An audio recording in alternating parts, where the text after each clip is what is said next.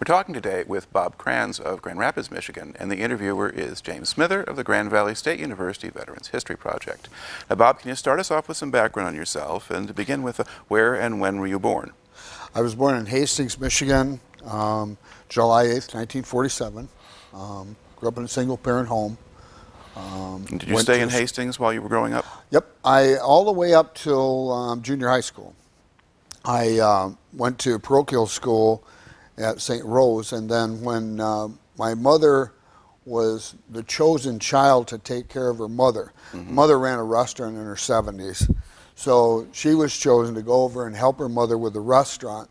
And so we moved to Freeport, which is a very small town of like 350 people. And I grew up there and went to high school at Middleville, so that's basically what I always think of my hometown. Okay. And then when did you finish high school? July of 1965. Okay. And what did you do once you graduated?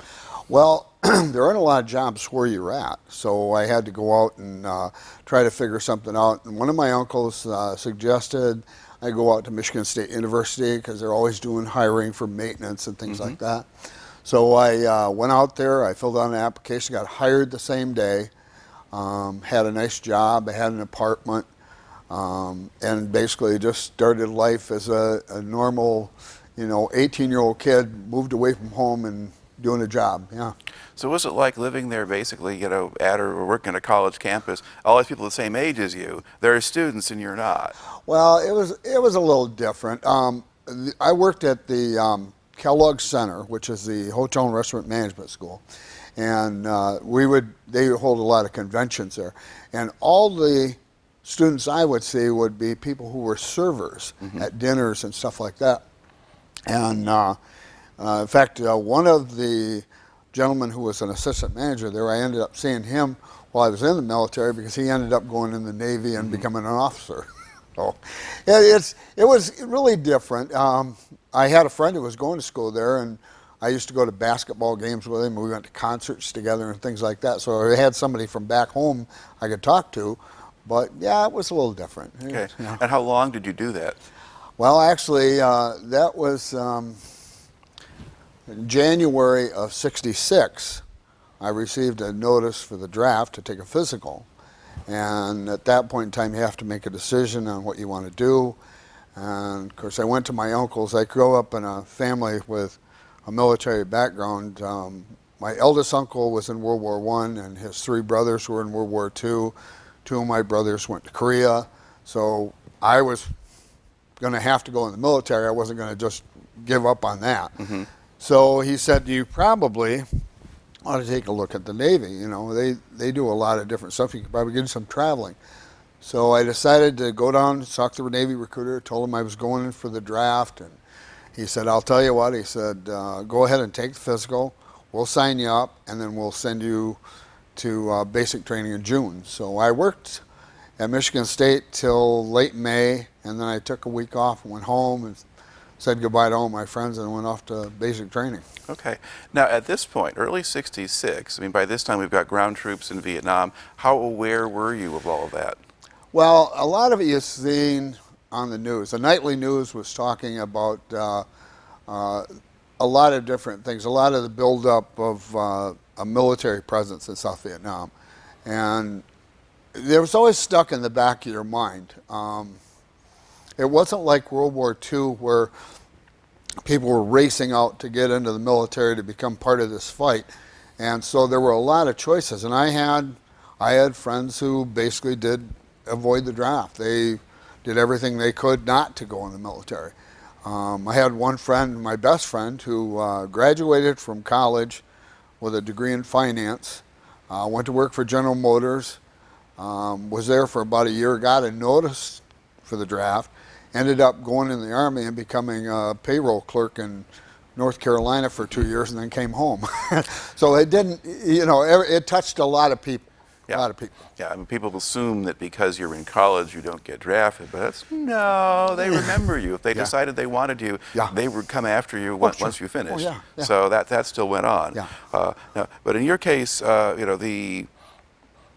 you were thinking of the Navy, though, not so much as a way of staying out of a shooting war? No, you always have the idea that you're in the military, you could become part of something anyways. It doesn't, you're not immune to it. So I said I was going to go in the Navy. I just didn't like the idea of sleeping in the jungle with snakes and bugs. It didn't appeal to me. I draw a line here someplace. And so I thought, it'd be an honorable thing, being a person who grew up in a family like that I should go in the military, but I should be a little bit more picky on what I do. But, okay. Now, did it, and then how long a hitch did you sign up for? 4 years. Okay. Now, if I would have taken the draft, it would only have been 2. Right. So I did the 4 years, and now, that was it. By opting for 4 years, did you have any choice in terms of what kind of training or schooling you were going to get? No, a lot of it had to do with basically an aptitude test you would take.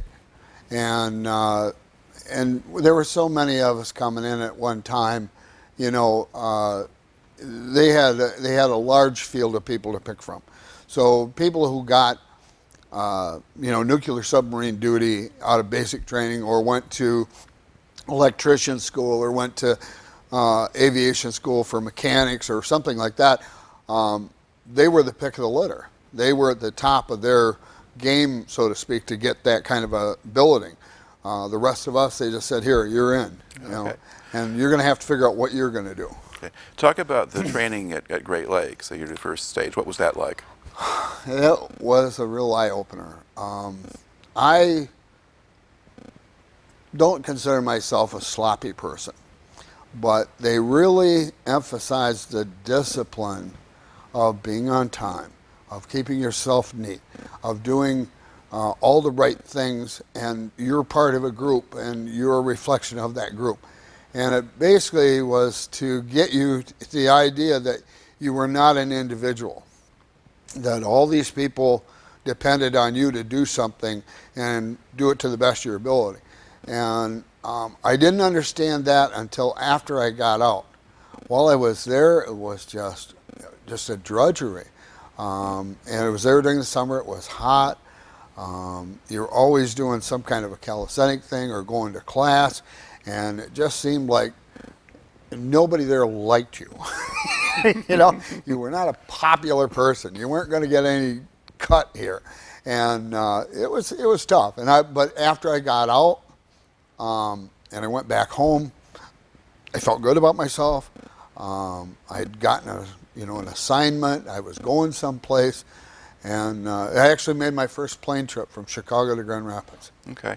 Now back at how long did the boot camp take? That was a 8-week period of time. It was during the summer.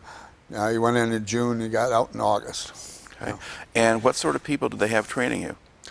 Well, what they did, a lot of the companies that they would put together would be people, like in one particular case, there was a company that were all from Wisconsin. They were called the Wisconsin Company.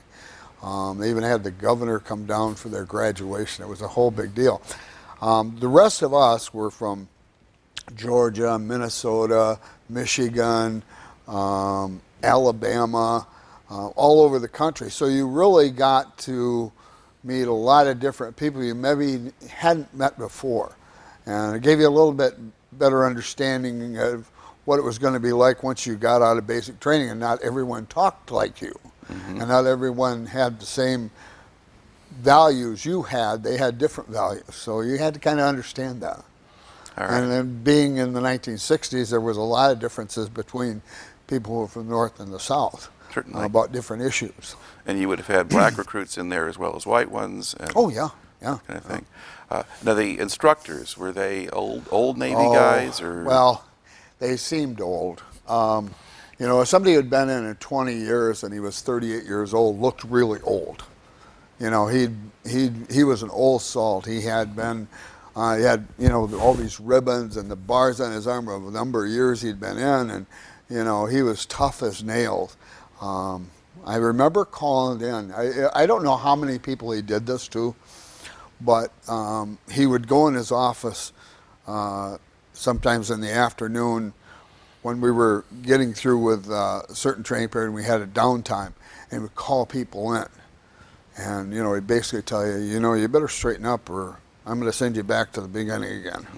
You know, and there was a fear of God because you never want to go back there 3 or 4 weeks back and then have to do that all over again. That would not be fun. But they were the type of people who were going to put you into the right frame of mind to go out and serve in the fleet, you know, and to be part of a team.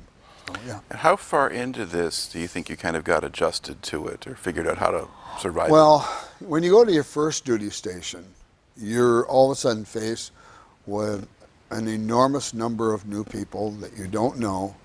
You're given a job. Most of the time it's some kind of a grungy job that you're not trained at, and they try to train you at it. And you're starting at the bottom of the ladder, and you're going to work your way up. By the time I got to my second duty station, I felt I was a little bit more comfortable with what was going on. You know, I'd already served on another ship. I was on this one. I ended up, shortly after I got there, getting a job in a division that I kept for, you know, the whole time I was in. But if I got into a groove. When I got to the last duty station, I was there, and I was the old salt. I was the guy who'd been there and done that, right. and that was different. Now, to back up a little bit, I was originally asking you sort of how long did it take you just within that boot camp? Did you get things sorted out? Did you ever get things sorted out for yourself? No, I think I was terrified all the way through that something was going to go wrong and I was going to have to go back until I got those papers in my hand and I was going to be flying home. Okay. Because there was an element of suspense there the whole time that everything was going to be okay. And once I got away, you know, then it was okay. But yeah, it was a whole period of time there where you were very uncertain the whole time whether or not you were the right material. Yeah. Right. And were there people who got sent back and start over? Well, we did meet a guy who came in our company probably after the 4th week, who had been sent back before. And when you get sent back, they put you through a lot more of a rigorous type thing. There's our whole thing about folding clothes. I still fold a t-shirt exactly the same way. I don't, boxer shirts, same way. Everything is exactly the same as it was. It's kind of like it's drilled into you. And they had these guys washing and drying their clothes and folding them all day long. It was this continuous thing. You have to learn this. You have to learn this. And they basically just put them through a whole period of time of doing the same thing over and over again because they didn't get it. They didn't get it. The rest of us, you know, it was like, well, yeah, you got to do this right. You know, all these guys are depending on you to do this right. You know, any bad marks against the company is a bad mark against the company no matter who does it. So you have that mindset. So a lot of it has to do with, you know, getting that mindset that this is a group, this is a team. You can get picked out for discipline, okay? And there are individual disciplines that you have to go through. They called it happy hour. And it would mean that after your day was done, you would take your rifle and go down to the drill hall and you would do this calisthenics that they call the manual of arms, and you would do that for 2 hours before you could come back. So it was a rigorous period of time, and if you got called out, you never went to that twice. You went to it once, and then you were cured. Right. Okay. So what was your first duty station? My first duty station was the USS Lexington. It was a carrier stationed in Pensacola, Florida. They trained pilots. That was their main job. They had a rotation. The ship would go out for a week, train pilots, both were night quals, which are landings and takeoffs, and day quals. They would also do one day what they would do nothing but landing during the daytime. They would go 1 week down to Corpus Christi, Texas, and they would train jet pilots. All the trial pilots in Pensacola were all running props, a single engine old prop training tray, and you know, that was a big ship. But when you first went to sea, you still felt it rock because you weren't used to that. But you know, it was huge. You know, we had jobs that we did. We had I was on the deck crew, so our job was to moor and get the ship underway by taking the lines off. Our job also was to make sure that all of that equipment was taken care of all the time. You had to learn a lot of different things there, splicing rope, different things. And a lot of the older sailors who were, you know, second class and first class petty officers were trainers. That was what they did. They trained you how to do these things. They were good guys. They weren't really rough characters. They were good guys. They would discipline you if you did something wrong or you weren't on duty at the time. But yeah, it was good. I liked it because you did get an opportunity to learn something about the Navy, the real Navy, not the folding of sheets and towels and stuff. Yeah. Okay. And now, how much time would you spend actually out at sea as opposed to being in port? There was the 1 week we would go out, we'd stay out for the whole week. We'd go out on Monday, come back in on Friday afternoon. Okay. 1 week we would stay in port. Then we would go out just during the daytime, land pilots, and then come back in every night. So we do that, and then 1 week we'd go down to Corpus Christi. We'd leave on like a Sunday. We'd come back on a Saturday. Okay, and that was basically the same rotation every week. It was always the same. Now, it was a really good duty station for someone who was in a career, okay, who didn't want to go on, you know, cruises anymore, didn't want to go overseas anymore or anything like that, because you live in Pensacola, you have family there. But somebody like me who was younger, you know, it was really boring. You never saw anything other than Pensacola. You never put in at Corpus Christi or anything, and so it was really pretty boring to me. Yeah. All right. And how much time did you spend in Pensacola? I was there until, let's see, I wrote down the date here.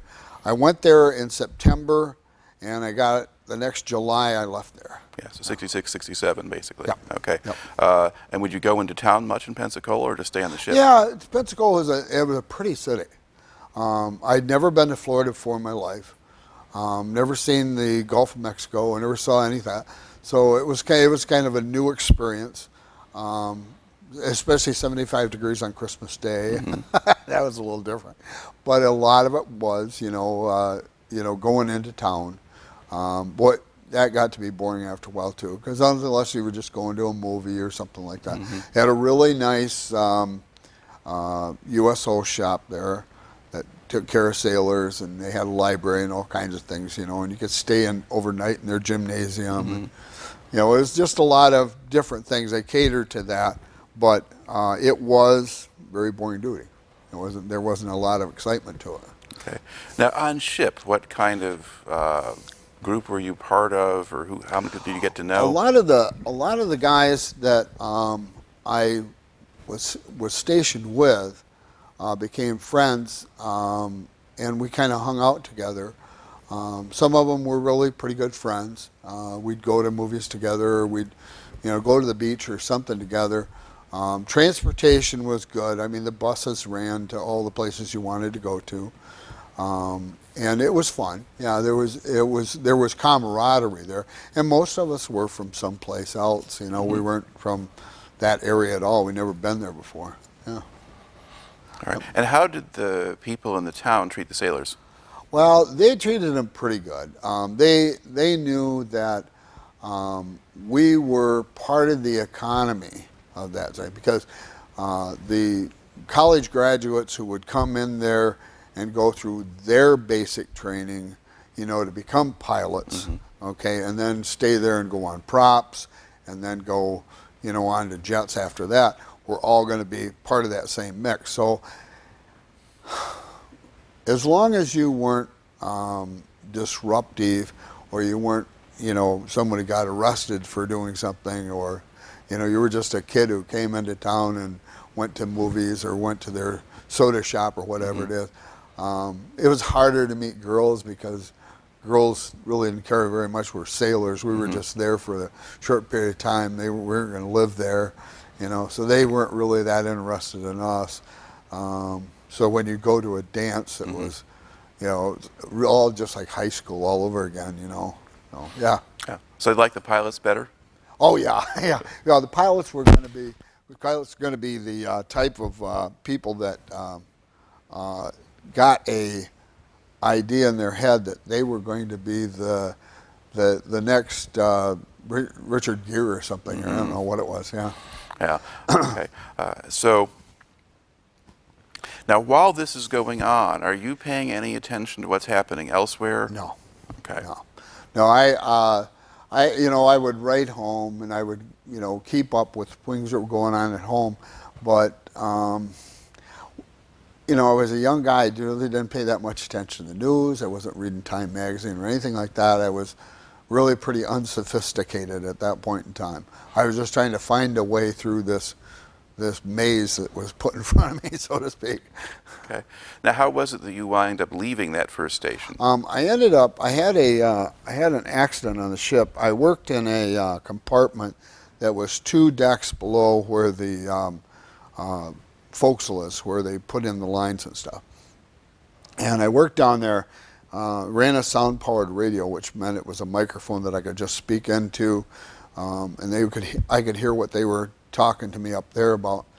And I had an electrician and an engineman with me, and we would engage and disengage the capstans. There were 2 capstans on each side, and one was working the chain and the other one was working the mooring lines that were coming in off the side. And the capstan would tighten up the lines, and once it got to a certain point, they would tell them to stop or put it in reverse for a minute to loosen it up a little bit, and that was all they would do. And I would just give commands to these guys, you know, to do this thing, just pass on word. And it was always the same 2 guys, and so they got done with what they were doing. They were going on liberty. We were back in town. And so they went up the ladder and went back to their compartment. So I was putting the sound-powered equipment back in the box and locked it up, and I was climbing up the ladder, and there was oil down on the floor there. And as I was going from one deck to another, there are hatch combs, because you have lids that keep water from coming out of the compartment. And I slipped, my foot slipped, and I was only holding on with one hand, and so I kind of grabbed at the hatch comb as I was going so I wouldn't fall all the way down. And as I did, my jaw hit down on the hatch comb and I broke my jaw. And at first I just thought it was really kind of sore. And all of a sudden it started swelling up. And so I went down to the sick bay and they looked at it and they said, no, we're sending you over to the dentist to take x-rays. So dentist took x-rays and there was a compound fracture right here. So they made arrangements for me to get whatever gear I could get together and come back down to sick bay and stay there that night. And they wrapped my head and put some cotton in my mouth so I couldn't close my jaws down, but I could drink through a straw. And they flew me off aircraft carrier, which was the first experience of that too. And I took me to Corpus Christi. That was the closest hospital. I went there and the dentist took a look at it. He reset the jaw and then wired my mouth shut. And then I had to stay there for 6 weeks. So I was in the hospital for 6 weeks, and then I ended up going over to what they call temporary barracks, where you're waiting for orders. And the Lexington decided they didn't need me back. They could find someone else to do my job. So they sent me to Charleston, South Carolina. And while I was there, I was all excited because when you leave a duty station, you have to take all your shots and stuff. And I was excited I was going to go into the Mediterranean. And I got to the duty station and I was checking in, and the corpsman looked at my card and he says, geez, you missed a whole bunch of shots. And I said, why? He said, my shot was fine. He said, well, it would be fine if we were going to the Mediterranean. And I said, really? He said, no, we're going to Vietnam. I said, Vietnam? I told my family that I was going to the Mediterranean when I left to come down there. And so it was kind of a surprise, but it was kind of exciting in a way too. This was a new duty station. I had to meet all the people again. And while I was kind of in a limbo state, trying to find a division to be in, I found out there was somebody who was a first-class petty officer who needed 2 guys to work in his laundry. So I went to him and I said, hey, I'd really like to work in laundry, you know, better than the deck crew. That'd be great. And he said, well, you got to learn a lot of things, you know, but, you know, all right, fine. So he took me in, and so I went through a whole training period of learning, you know, how to use all the machines and stuff, how to press clothes and things like that. And also, there was the first time I ever went to sea on one of those things, and those things really rock. Okay. Now, what ship were you on? USS Robert H. McCard, named after a Marine who was killed in Guadalcanal. Got the Medal of Honor, so they named a ship after him. So, yeah.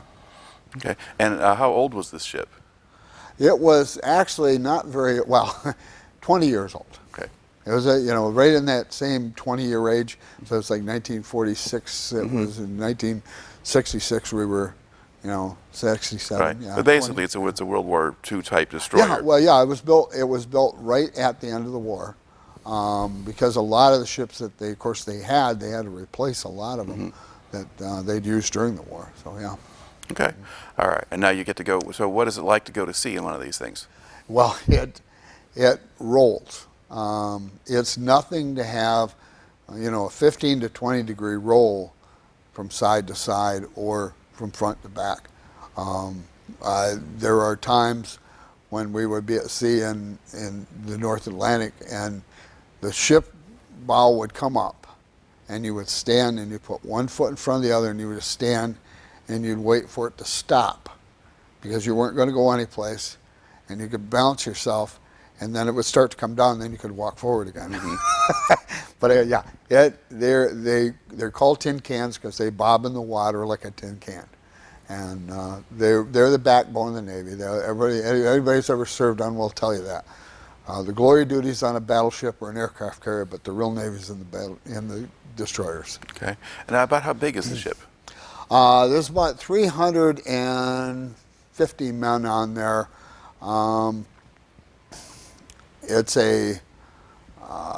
Its armament basically is for anti-submarine warfare. It has 5-inch 38 caliber guns, but it also has torpedo tubes for submarines. It has ASROC rockets that it can shoot for that. And it also had one of the early drone systems for detection of submarines that would have radar, and this drone would fly out and send signal back, and they could zero in on where a submarine was, so that they could, you know, try to fire on it, things like that. Okay. But yeah, it had been converted right after the Korean War, so it was converted into that because they had to take one of the gun mounts off to put the torpedo tubes on it. Yeah. All right. And what kind of quarters do you have in a ship like that? Very small quarters. The sleeping compartment, you're sleeping 3 high. You have just a foot locker that's a small foot locker that's underneath the bottom bunk. So the bottom bunk can't be occupied when you want to get in that locker, because that's right underneath him. And it's dining facilities. Basically, you have to eat and move because other people want to come in and sit down. There's no place to sit. They teach you that in basic training because they tell you have to hurry and eat. Other people want to get in and eat, and it's really true on a destroyer. You know, because just about half the ship's crew all wants to eat at the same time. Okay. Yeah. Now, is the food the same on a destroyer as it is an aircraft carrier? No, not really, but it's still good food. I found that we had very few really wants. We weren't, you know, you weren't getting steak and eggs for breakfast, but you'd get fresh eggs at least once every week or 2 weeks maybe. A lot of it was concentrated eggs, but it had a bakery. You could bake its own bread, cinnamon rolls, things like that. It had enough facilities for the dining area, the mess area would serve as the theater, so you could watch. Now, they did a lot of reruns of television shows on that you could watch on film there. But it was limited as far as its facilities go, but you got used to it. You played a lot of cards, things like that. Yeah. Yep. All right. And then working in the laundry, I mean, what kind of equipment did they have? What was that like? Well, they had a washing machine that would wash 150 pounds of laundry in one cycle. And then they had a dryer. What you do is you basically have to weigh the bag. Everybody would send their laundry from their division in one of these great big bags. You have to weigh the bag and see how much you could put in each time. And divisions, it was done by division.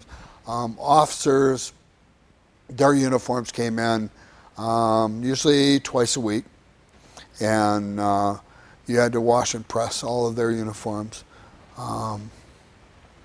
Dress uniforms, you did that as a favor to somebody because it wasn't really supposed to be done, but you did it for them because you wanted them to look nice. So there was a lot of bartering systems going on about that. About how many hours a day did you have to put in doing that? You did 8-hour shifts. There were 3 of us that worked in the laundry on 8-hour shifts. Excuse me. And a lot of it had to do with whether or not there were a lot of dirty things to do. Certain divisions, like if they're doing work down in the engine room, they would have really filthy dungarees, and so those would have to be washed separately. You couldn't wash that with anything else. So the want and the need was what dictated that. So would it be just one guy in the laundry at a time? Oh, yeah. You just trade off then? Oh, yeah. And if you got, like I went on the night shift, which meant that I would be on from 11 o'clock at night until 7 in the morning. So I would come on, nobody's up, nobody's bothering you. I did a lot of reading, in between. I didn't have a lot of pressing to do. Sometimes they would leave me things to press if they couldn't get them all done. But I did a lot of pressing, so it was mostly all washing and putting things into the washer, into the dryer, and then back in a bag. And it wasn't really tough. And I liked it a lot better because nobody ever bothered you. During the daytime, there's always some kind of commotion going on all the time. You had a different job when you went on general quarters, of course, but your job is just like you had a job that's an 8-hour job, you just went to it every day. When you went on general quarters, you had a specific job that meant if the ship was under attack or there was an emergency on the ship, this was what your duty station was and this was what you were supposed to do. And that was completely different. But when you were out at sea doing duty with aircraft carriers and stuff, you just did laundry all day long or all night, whatever it was. Okay. When you did go in general quarters, what was your job? I worked in a aft aid station for a long period of time. I was on a sound-powered telephone and kept abreast of any kind of injuries or casualties that could happen. If someone had an injury during, one of these exercises, they would be brought to the closest aid station. And we were in the aft part of the ship. Then there was the sick bay was right in the middle of the ship. So there were 2 of us, and so there was a corpsman and 2 other medically trained people there, and then myself. And we were in the barber shop. That was our duty. That was our duty station.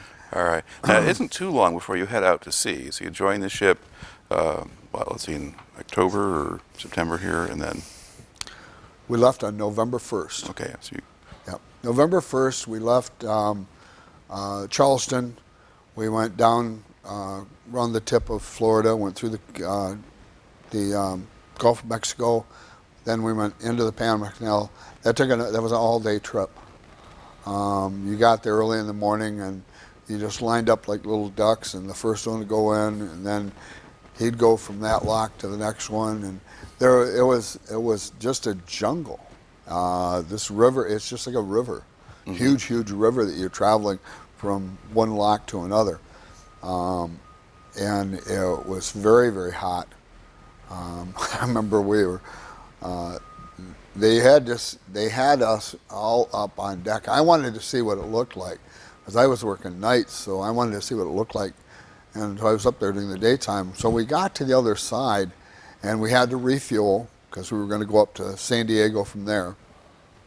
So they had a refueling station right there right after we got through the locks. And the captain said, well, he said, I think probably everybody ought to run over. What did it call?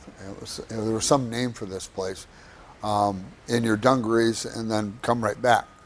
And so I didn't know what this place was. So some of the guys who'd been there for it said, yeah, come on.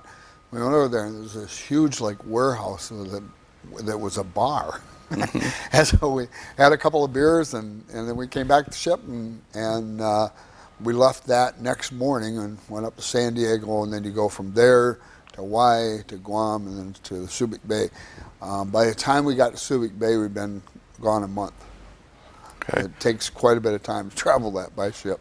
All right. Now, as you were going to these different places, would you get off the ship? Oh, yeah. San Diego, first time I'd ever been to California. San Diego was a really very pretty city. Had a lot of Navy there, so they were not as congenial about sailors as Pensacola had been, but it was a necessity for their economy. But there was a lot of cool places to go, and I went to go. Balboa Zoo was just enormously cool, and I just, I had a good time. I went out twice on Liberty of the 3 days we were there, and then it was okay. Yeah, it was fun. Hawaii was really different. One of the really big notes about Hawaii is that one of my friends from high school, 6 of them had all gone in at the same time.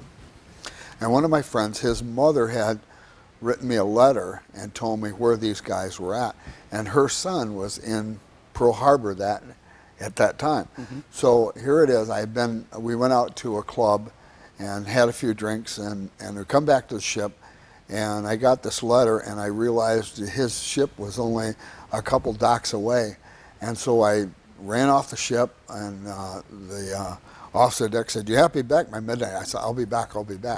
So I ran down to his ship and got him out of bed at like 10:30 at night, and we sat around and talked for about half an hour or so, and agreed to get together. I was going to be there for Thanksgiving, so we had Thanksgiving dinner together, and I just saw him just a couple months ago. We were at a class reunion, and we talked about that. Oh, yeah. All right. And then from Hawaii? Yeah, Hawaii. Then we went to Guam. Guam was not, there was no getting off the ship. Guam was a strategic base, a SAC base, so you couldn't get off the ship at all. We basically just refueled there. And then we went into Subic. Now, Subic was the main harbor for all the ships that were serving on Yankee Station off the coast of North Vietnam. And so there were a lot of destroyer and Coast Guard and aircraft carriers there all the time. It became the place where we get all of our supplies and go back out online, and then you would you got used. That was a really very different city. That was a real different place. That was a wild city. The city of Long Depot City is right outside the gates of Subic. And that is just really wild city. It was wall-to-wall bars. That was all it was. They was there for entertainment of sailors and Marines. That was that. Yeah. Now, were you a little bit less of a wild man than some of the other guys in the crew? No, I took the attitude that I wasn't going to have a lot of chances to do things in life. you know, and you might as well take advantage you can. And mind you, I wasn't even 21 years old yet. It didn't really matter. And I never got carded in San Diego, and I never got carded in Hawaii. So you're going off to fight a war. We're going to let you do whatever you want to do. So it's a little different. I think that was an attitude type thing with them. But yeah, it was a lot of excitement, because this is the first time you'd ever gone to really a foreign country now, and exchange of currency was something you did. That was really different too. So yeah. All right. Did they give you any warnings about do's and don'ts when you get off the ship in Subic? Yeah, they told you don't ever leave the strip. The one street that runs right through along the coast, don't ever leave that. You can't count on police protection. Okay, your best friend is going to be the shore patrol if anything happens, and don't put yourself in a position where you're by yourself and you can't get out of there, because it's a wide open city. It's not that sailors get killed, but they can get beat up and robbed real easy there. So don't be fooled by the fact that this friendly guy wants to show you, his car and takes you off into an alley someplace. Because we were pretty young guys, we were, small town kids. We trusted everybody, So yeah, and that could be dangerous. Yeah. All right. Now, explain a little bit what Yankee Station was and what a destroyer does there. Well, Yankee Station was its nickname was the Tonkin Gulf Yacht Club, okay? And that was where the United States Navy put usually at least 2 aircraft carriers out there at a time, and the pilots would fly missions into North Vietnam, bombing missions, and then the destroyers were basically put there for 2 reasons. One was pilot recovery. If a pilot had to ditch on his way back, or he wasn't able to land on the carrier, he could eject and we could go out and get him. Carrier couldn't turn around fast enough to do that. We could recover the pilot and then get him back to the carrier. The other one was that we do radar screen. Now, a radar screen is basically a carrier has radar capability, but it's very vulnerable because they're watching planes coming in. Their main duty is to make sure planes are taking off and landing on a schedule, and the rest of it is all things. So if anything else, if there's any kind of submarine activity or any kind of aerial activity going on, they're very vulnerable at that point, and that's what the destroyer was there for, to kind of make sure that screen was on. They did that during World War II because they understood what the vulnerability of the carrier was, and it kind of carried on into Korea and into Vietnam. Okay. And then how long would you be out there at once? Well, the first time we went out, it was 3 weeks, 21 days, and then the second time we went out was kind of unusual. There were 2 instances that happened during that period of time. The Tet Offensive and the USS Pueblo was taken by the North Koreans. So both of those together put a big strain on the Terrier Cask Group, and so some of the ships that were in our squadron ended up going to North Korea along with the USS Enterprise, which is an aircraft carrier, and we stayed on station. So we were out for like 32 days. I know I talked to other veterans, and they said, well, that's not a very long period of time. I said, it's like if you went to work in an office building and you had to stay there for 21 days, and you couldn't go outside, and you couldn't see anybody else, you just had to see the same people, and you ate all your meals in the lunchroom, and you had to shower and sleep there and everything else, it's not very much fun. It's a period of time. And plus, the whole thing of restoring and refueling, that has to happen like clockwork, because you're burning up fuel all the time you're out there, because you're steaming all the time, and the oilers would have to come up, and depending on the scheduling, they would have a rendezvous station for you to go to a oiler. An oiler is just a great big ship. It has hoses on. It's like a gas station. They would shoot a line over to us. We would pull on this line, and the line was a very small one to begin with because it's just shot out of a sawed-off shotgun. And then they pull that over, and it would get a larger rope, and then it would pull this hose over. They could hook it up on the front and on the rear of the ship, and it would fuel. Now it's fueling while you're going. You're both going the same speed. Mm-hmm. You're both going the same heading the whole time, which puts you in a very bad position if anything ever happened. There's an emergency breakaway system, but that's it. You don't have any other alternative, but you'd have to refuel. And the same thing when you store. You pull up to a store ship, and you get all your groceries and movies and mail and all this other stuff from them. The carrier would get our mail. They go C-1As, which were cargo planes, would fly off the carrier, go to Subic, pick up any mail that came in, and bring it back. Usually they do a distribution shift with the ships they were with, and then they'd bring it over in a mail bag, and then you get mail. Maybe every 3 or 4 days you get mail, but it was usually 2 weeks. How do you transfer something from a carrier to a destroyer? Well, you have to do it by helicopter, and that's where a helicopter has to hover over the fantail.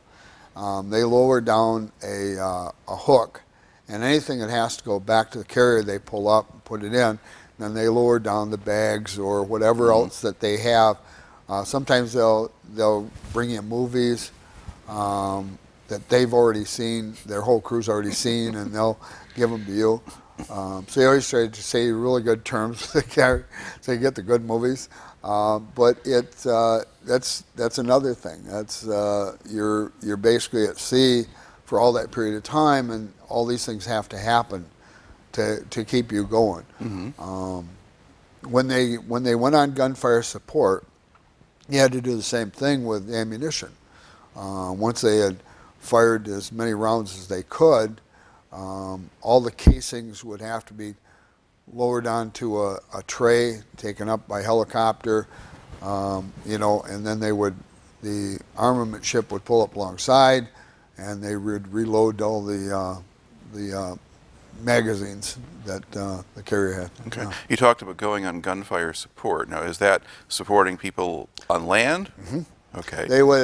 Most of their work had been done around the DMZ or around the area just south of the DMZ. There was a lot of tunneling system and a lot of supply systems that the North Vietnamese used to get things into the South. And usually when a Army or Marine unit would get close to those, was that where they would start defending their area, and they might be overmanned at that point. And so they would ask for fighter duty, or they'd ask for gunfire support or something. And so the idea is that the ship would be 3 miles off the shoreline, firing into this area, so that it would be within their range to be able to shoot, which that can be a vulnerable position too, because the North Vietnamese had the capability of shooting back at the ship, and a ship going in one direction, stationary, is just a moving target. That's all it is. And they told me instances of where the ship that had gone in before they did, they were making their turn to go in, and they watched shells land behind that destroyer as they steamed off, and it wasn't the most dangerous duty, but it could be, because I think one of the things that always stuck in the back of my mind when I was there, or any time I went to sea, was if there was an emergency and the ship caught on fire or there was an explosion or something, you basically were trying to keep the ship afloat, but you might have to go in the water. And that was one of the biggest fears I would have had, because you're at that point subject to either extremely cold water or sharks or anything else. And if you've ever heard the story of the USS Indianapolis, that is something you don't want to do, because they lost 300 and some men in just a few days, and that to sharks, and that always stuck in the back of my mind that could happen. Yeah. All right. Now, so did your ship then actually provide gunfire support periodically? Yeah. I had to come home. I left there. My grandmother, who was my next of kin, my mother had died while I was in high school, and I was living with my grandmother. When she passed, she got very, very sick. The family requested that the Red Cross contact the military, ask me to come home on emergency leave. I had to fly back. Longest trip of my life was coming back. Was picked up by helicopter off the fantail of the aircraft, taken over the aircraft carrier, flown off the aircraft carrier to Subic. Had to spend the night there because they didn't have a plane going. Then it was to Guam, Hawaii, and San Francisco. Caught a commercial flight to get back to from San Francisco to Chicago. And when we got to Chicago, I woke up and I said, the stewardess, I said, "What time is it?" She says, "It's 9 o'clock. And I said, "What day is this?" I had no idea, because you were constantly just traveling. So I had to come back for that. And I could stay back for additional. I was off for 2 weeks, and so I could ask for additional time to stay home. And they weren't going to send me back anyways. They said, we'll just put him on temporary duty in Charleston until the ship comes back. So it wasn't a big deal, but they went on gunfire support right after I left there. And that was for 12 days, 10 days, 12 days. And that was, they said that was 12 on and 12 off. They'd go on for 12 hours. They would make runs in and fire either day or night.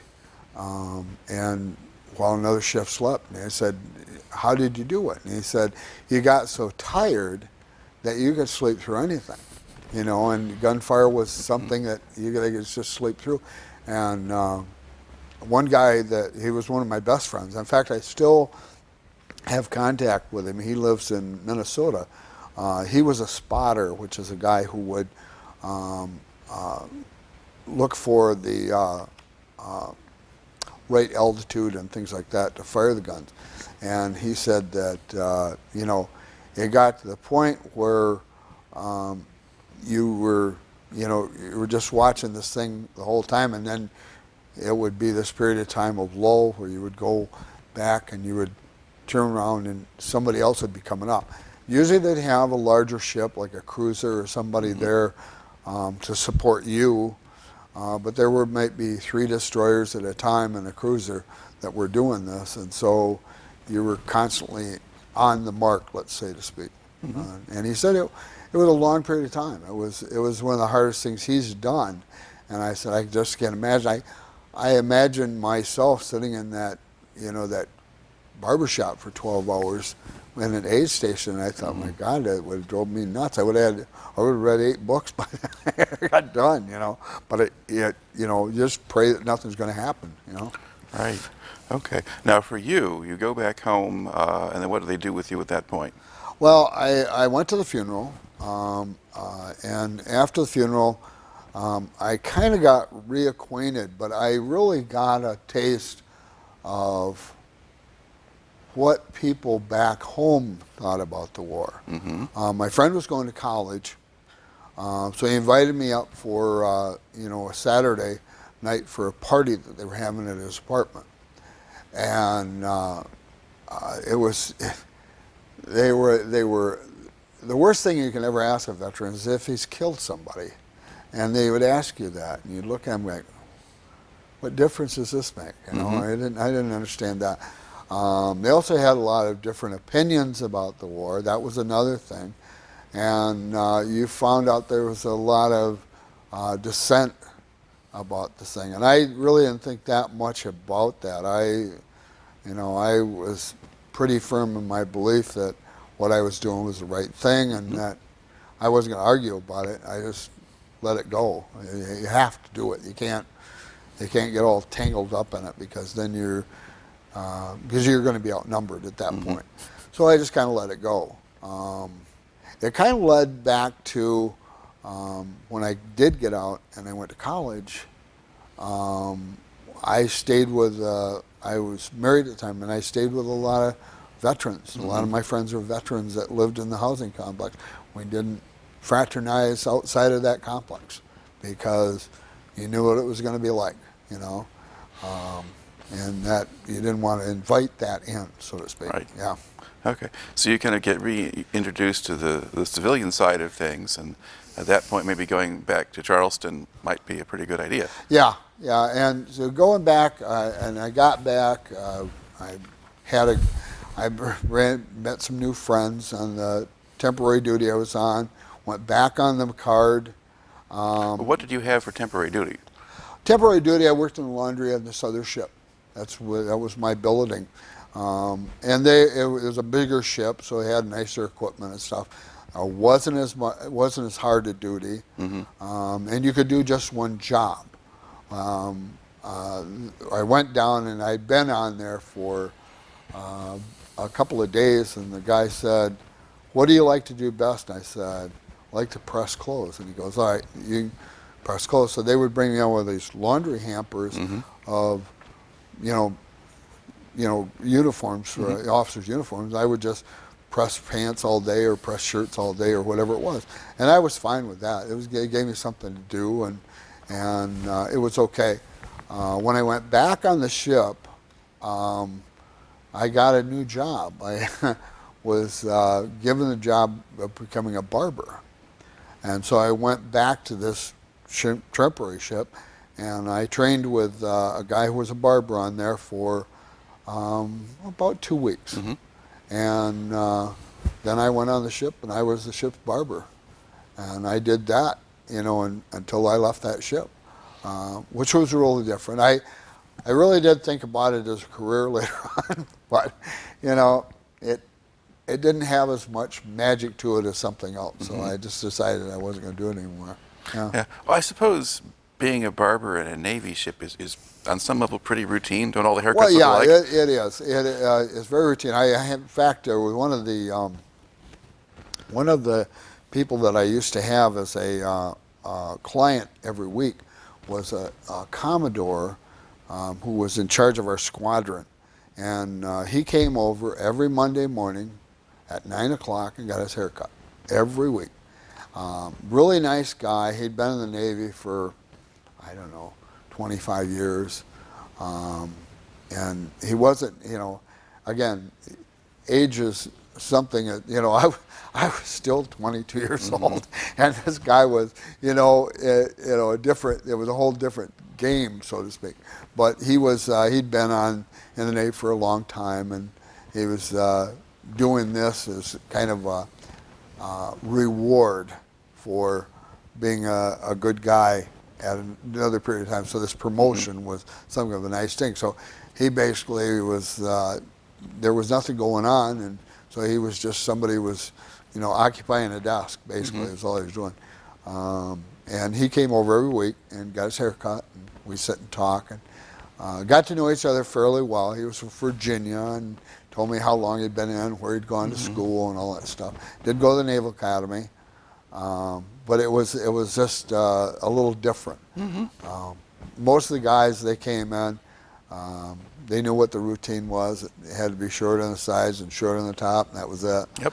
It wasn't a lot of styling going on or anything like that. Okay. Now, is being a barber basically a day job? Oh yeah. I had every evening off. I had a routine of starting at 8 o'clock in the morning, and I would get done by 5. And you cut both officers and enlistedmen's hair, and it was a very period of time that was easy enough to handle. And you had a sign-up sheet. So they all, people would sign up, and you'd look at the list and you knew who was coming in. Yeah.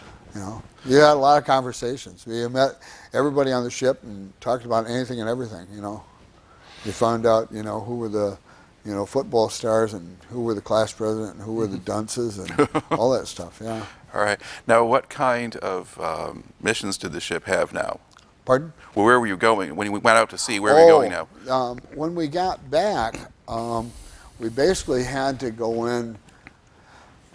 We had to go into a dry dock to get some repairs done on the ship, and the dry dock routine was basically that the workspace I was in was where one of the expansion joints was at. So they basically disrupted my whole work schedule by being in there doing this all the time.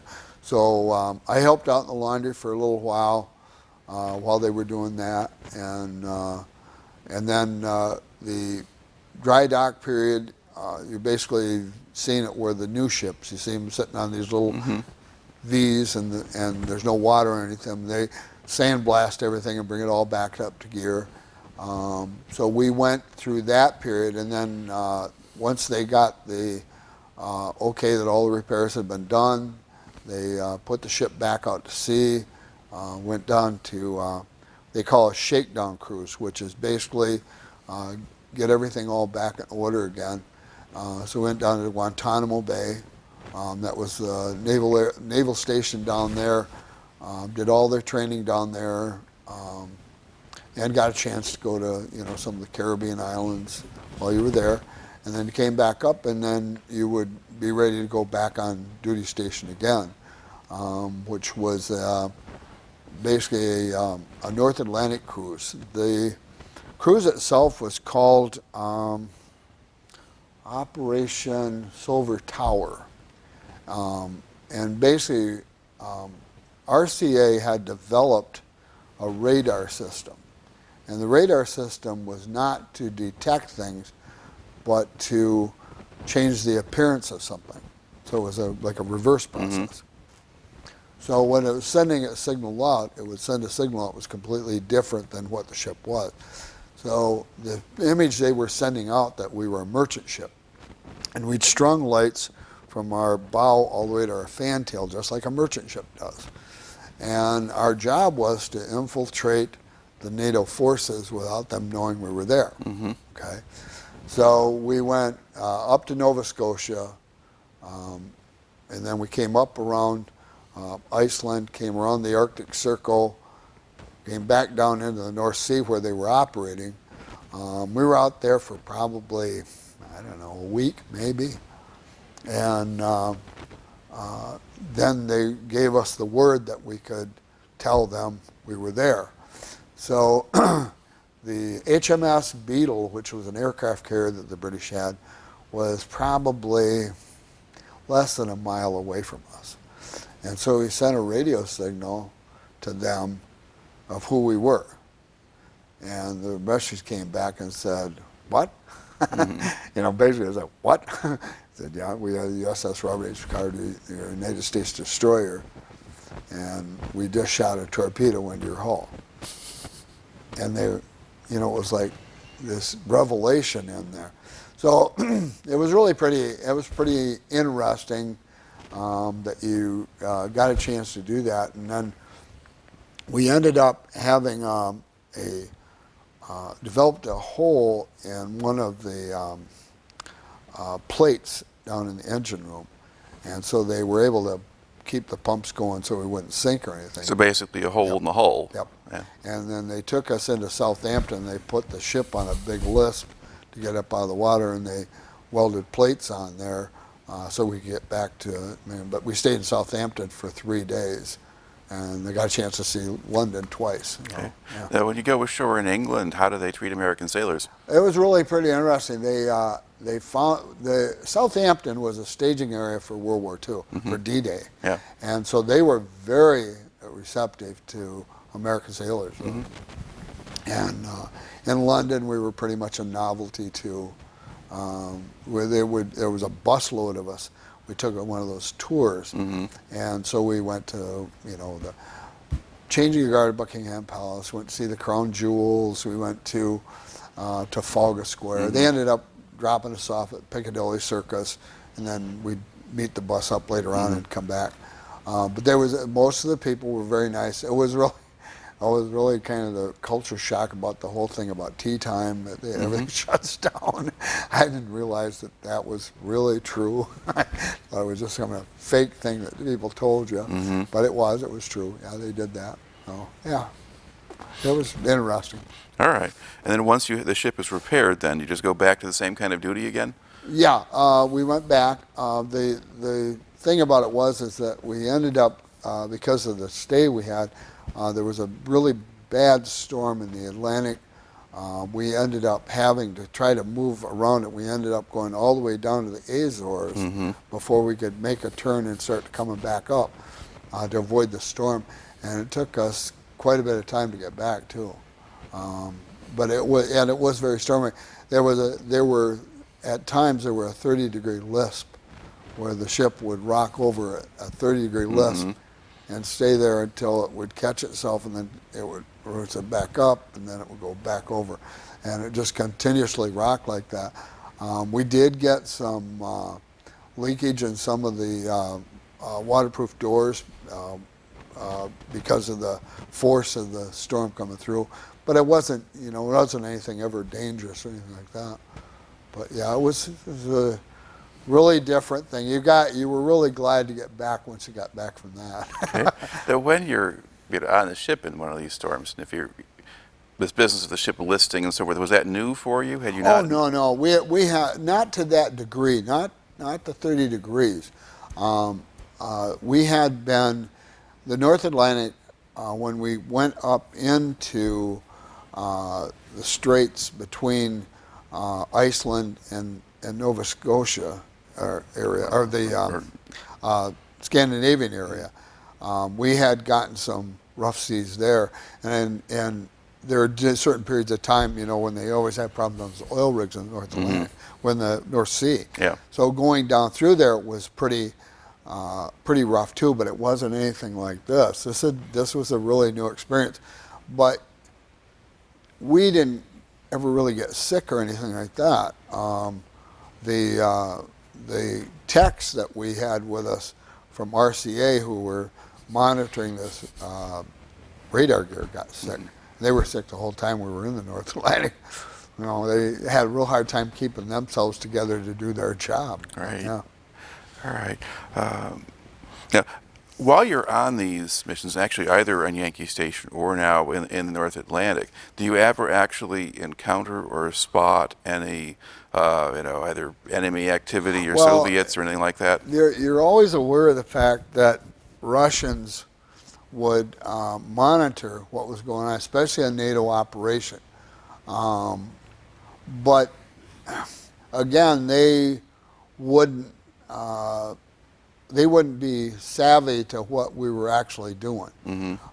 They were aware of what was going on, so they would monitor those things. There are different times when friends of mine had told me that they had been in the Baltic Sea, and Russian submarines had, pinged them, we're here, type thing.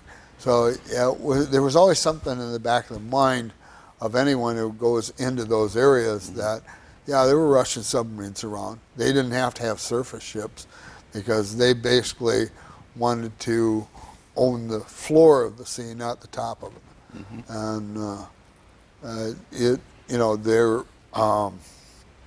And of course we knew that our submarines were always acting. We did a lot of what they call anti-submarine warfare drills, where we would work with a submarine and follow it and monitor its activities, just like we were on warfare against them. And a couple of them, the nuclear-powered ones, it was a lot harder because they were a lot faster than we were. So they could dodge, and we wouldn't be able to find them right away. So it was really I exercised to try and keep them within some kind of a range so we could find them. But yeah, it's, you always, that's another thing that the Navy does, is it fights a war against something that's there, but not really fighting a war against it. Mm-hmm. All right. And then when that cruise ends, now what do you do? Well, we got back. Shortly after that, I got restationed. I was going to be going. I was one of the things that happens is that there are different billetings, which are jobs that become available. And when you're an enlisted man, it's not like you're out looking for these jobs; they find you. Mm-hmm. So I had been trained in some things, and so one of the things I'd been trained in was ship store records. And so they said they've got a job on a ship in Norfolk for a ship serviceman clerk, and we want to send you there. So they sent me to Norfolk. I went aboard the USS New, same type of carrier, or same type of destroyer I was on, and became a ship serviceman clerk. I went to school and went to, you have to pass the school to be able to do the test. And then I took care of ship store records, and basically there's a lot of accountability that has to be taken care of, because you're taking in money and you're buying goods, and you're also in charge of duty-free items like cigarettes and things like that. And we went down to the Caribbean, and I was in charge of the purchasing of alcohol, because you could bring so much alcohol back. And so each person on the ship could bring back 1 gallon of liquor. Okay, well, there were a lot of guys that didn't drink, so there were a lot of guys who maybe got 3 gallons of liquor, but somebody else was carrying it off the ship with them. And the same thing with cigarettes. Cigarettes were duty free; they were 10 cents a package. So when we would go to sea, the customs agents would get a record of how many cigarettes we had on board, how many cartons and cases of cigarettes.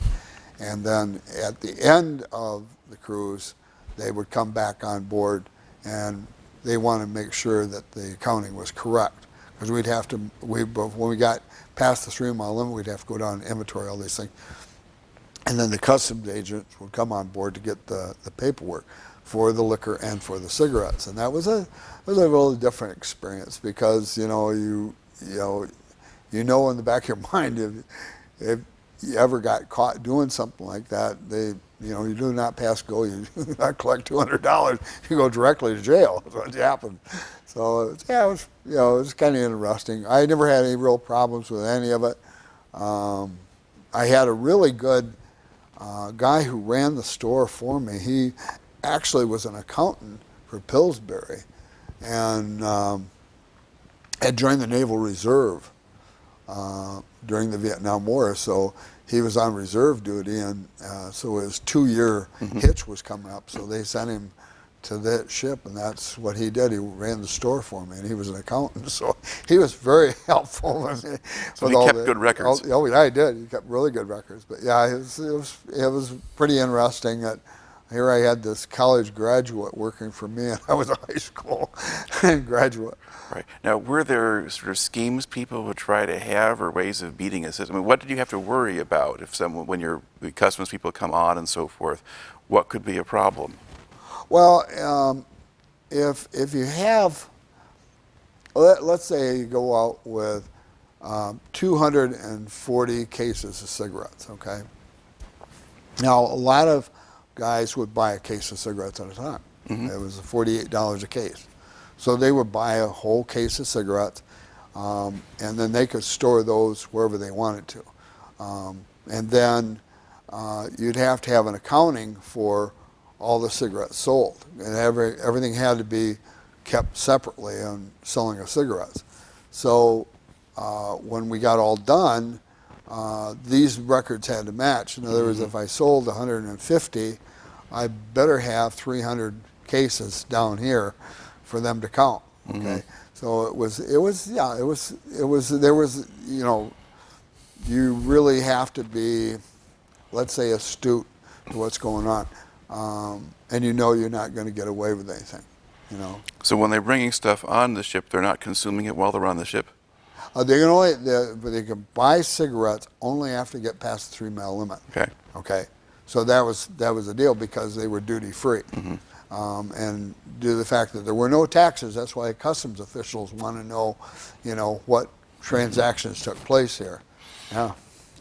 All right. Talk a little bit about some of the different places you went ashore, because when back you were in the Pacific cruise, I guess you went to Subic Bay, but you also went out other places. We went to Hong Kong. That was a really extraordinary city. A place called Tiger Bomb Gardens, which is like a Meyer Garden type thing. All these different sculptures and stuff. I took a lot of pictures up there. A lot of the places, they had tailor shops there where they would make a suit for you in 48 hours. And they were very inexpensive. The British Navy had a base there, so they had a club. And we just went to a lot of different, you know, of course, a lot of our activities revolved around things that our friends did. You know, if your friends are all going to the bar, you went to the bar with them, you know. And you always did things together. You always stuck together as a group. The only time I didn't do that was I went on a tour of Tiger Bomb Gardens, which was put together by a travel agency in Hong Kong, and I was there with a bunch of tourists. And but I felt safe enough because I knew something couldn't happen to me there. But yeah, that was neat. Kaohsiung, Taiwan was another base that we went to. The British Navy had a club there too, which those are the safe places to go. You know something can't happen to you if you go to those places. And they had this huge bar upstairs. They had a casino. It was a really interesting place to go to. I'd never been in any of these places like that. A lot of the activities that revolve around these are all just new experiences. You know, you've never been to someplace before, so you're trying to experience as much as you can of it.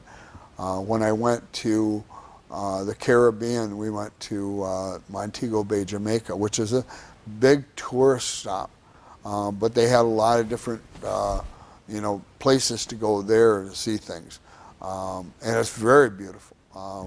Went to St. Croix in the Virgin Islands. We were on an anti-submarine warfare thing with a nuclear-powered sub, and we're going to stay there for a week. And one of the really interesting things that happened is I was the barber, and the sonar officer on our ship, who was the ASW officer, anti-submarine warfare officer, asked if he could send one of his sonarmen onto the sub to see how they do things, because it's like seeing how the other guy plays the hand, you know.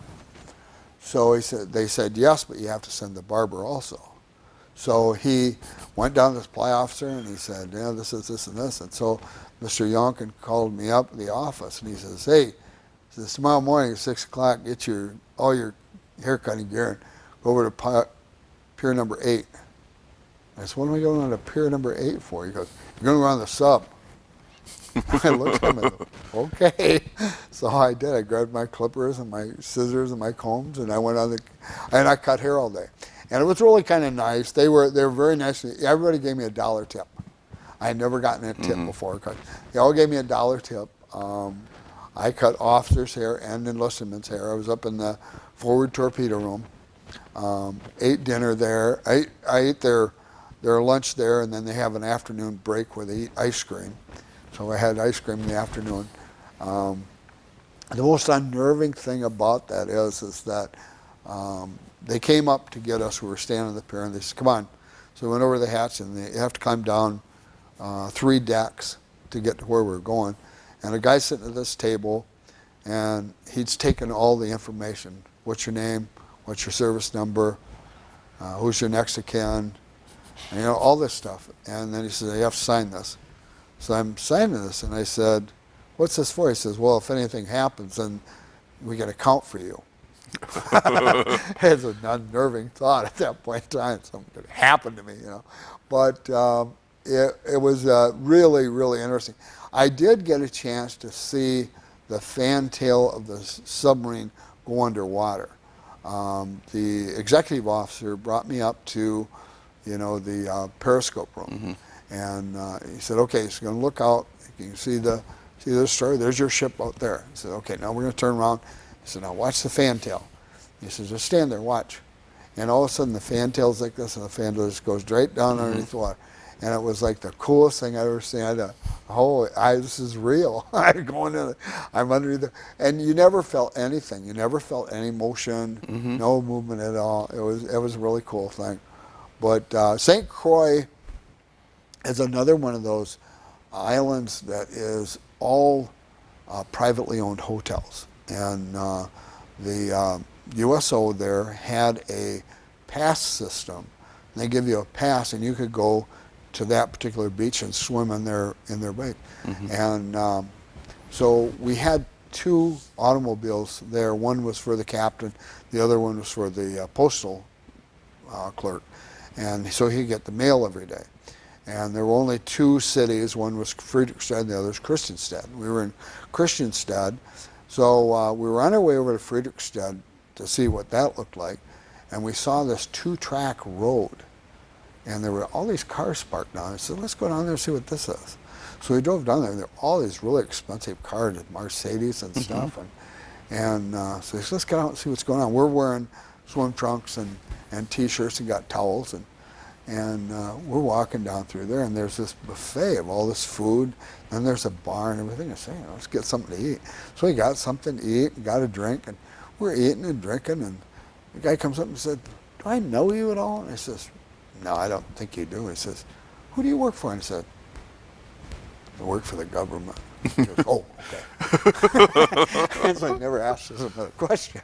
But it was, we conned our way into a party that we weren't invited to. So then we had something to eat and drink. We got back and kind of drove over to the party. Yeah, you become adventurous when you can. Yeah. All right. Are there other things that kind of stand out in your memory about the time you spent in the Navy that you haven't brought into the story yet? I think the thing that stands out the most is that there were a lot of times that you did get respect of other people, that you garnered on someone else.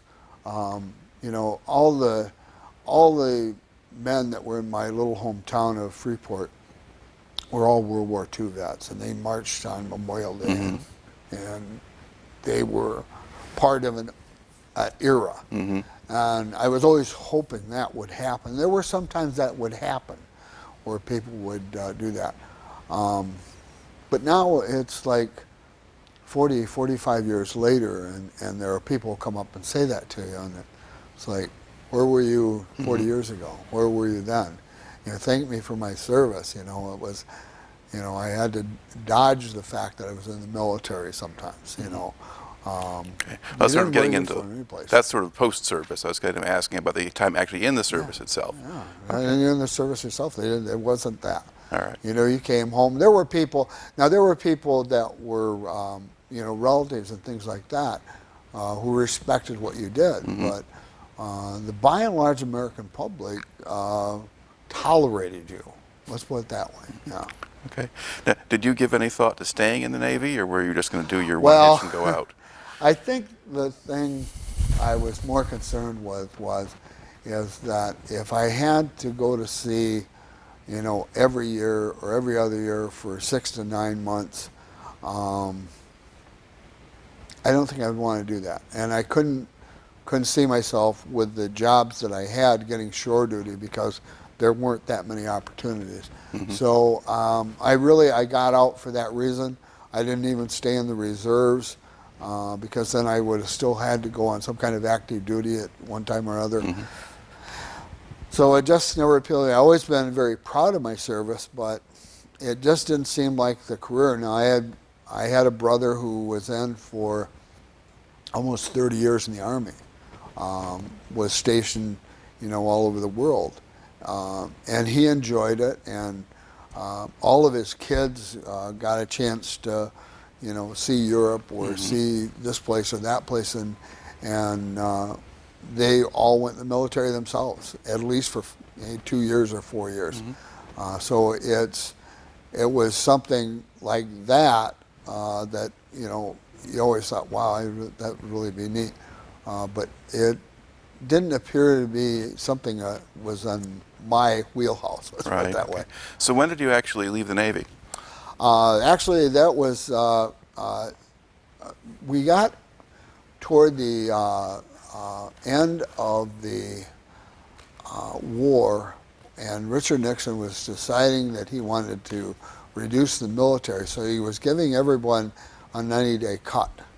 So I left at the end of February of 1970, and came home. And of course, coming home then, it was that was the end of what I considered the military. I wasn't going to do anything else on that kind of a basis.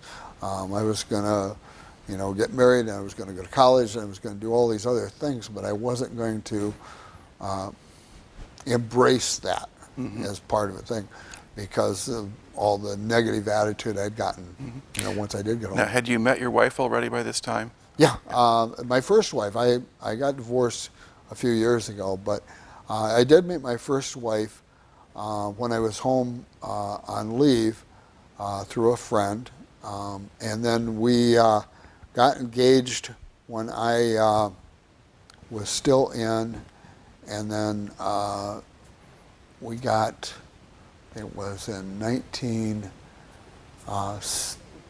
we got married in 1971, and then my son was born in 72. But yeah, I had met her then. She was always very proud of my service. Her brother was in the Navy at the same time too, so yeah. Okay, and then you went to college? Yeah, I was very, I wasn't a great student, okay? I was able to graduate from high school and slide by on a couple classes by the skin of my teeth, but I thought, well, I'd really like to study business, and so I went to college, went to junior college here in Grand Rapids for 1 year, and that was basically to see what college was really all about. And then I transferred and went down to Western Michigan, and I graduated from there in 1974. So. Okay. And what did you wind up doing then for a career? Well, I had a variety of jobs. I went to work when I first got out for Security's department store. I'd worked for them when I was in college, and I came back, and they had an opening, was in their warehouse as one of their assistant managers. So I did that for a while. I got a phone call from one of the merchandising managers and asking me if I wanted to become an assistant buyer for menswear, and I said, yeah, sure, So I did that for a while. Then they had some openings in what they call sales managers, which are people who oversee 6 or 8 different departments and a certain amount of dollar in sales. And so I did that, and I worked at that for a while. And then they had an opening for the boyswear buyer, and I did that for about 4 years. But it was very hard to make a lot of money in that job. And so I kept looking for other jobs. I went to work for a national clothing company as a manager of one of their stores, and I did that for a few years. And they really were, because they were national, they were more interested in sending me to a lot of places I really didn't want to go to. So I decided to take a job working in customer service for the local cable company, and I stayed there for 26 years. I worked mostly went back to working in inventory control, and did that for 20 years, and finally retired from there, and you know, still got a lot of really good friends there. But that was really my big permanent job that I ever had. Now, did you at some point start getting involved with veterans organizations? Or? Yes. I was like a lot of other Vietnam veterans. I wasn't really very sure about the idea of joining a veterans organization. I didn't know how they would accept you. So I stayed away from that for an awful long time. And then in about 2008, I filled out an application and joined the American Legion. I didn't join a post yet, which is your next step. And I stuck that out for about 2 years. And then I started visiting different posts to see what they were like. And I found a club, the 258 group, to be probably the one I wanted to join. They were, it's a unique group because they only allow members of the Navy, Marine Corps, or Coast Guard to join them. They don't all have any Air Force or Army men in there. And they started that in 1922.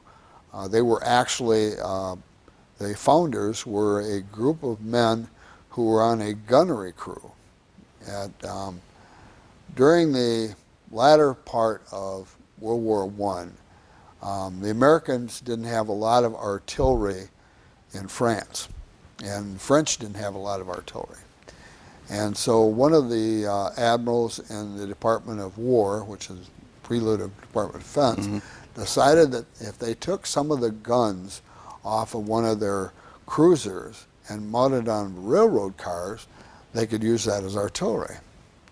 So this became the type of thing. So they shipped these things off to France, along with the gunnery crews. So when they got there, Pershing said, okay, I want the guns, but I don't need these guys. And it says, yeah, you need these guys because these are the guys who know how to shoot the guns. Well, these guys are Marines and sailors. I don't want these guys. He says, you can keep them. Forget it. So the French said, we'll take them. So the French, we fought with the French. And so we have the regular naval hat, the old Donald Duck hat, so to speak, with a red pom-pom for the French. We wear a light blue shirt. We also wear the blue pants with the red stripe, which are the Marines. And then on our hat, we wear the insignia for the branch of service we served in, with the Marine Corps, Navy, or Coast Guard. And I joined that group, became friends with some of the men, and decided I'd become an officer. So I was the second vice, the first vice, and then the commander of the post. And I'm on my first year as a past commander now. All right.